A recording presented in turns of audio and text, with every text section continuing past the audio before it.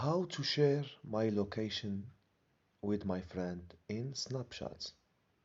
First, we go to Snapchat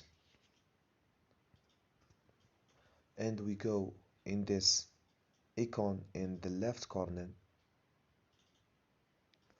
We go to settings icon.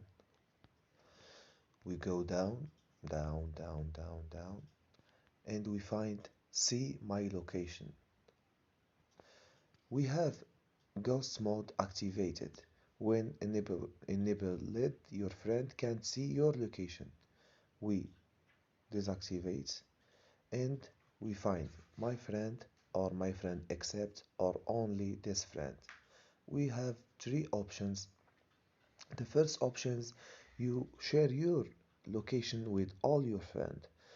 The second options, you share your location with all your friends except your friend who you chose or a people or you chose to not see your location. And the third and the third option we have, you can share with only this friend you choose to share with him. I go with all my friend. Now all my friend can see my location. This is all in this video. Subscribe and don't forget to press subs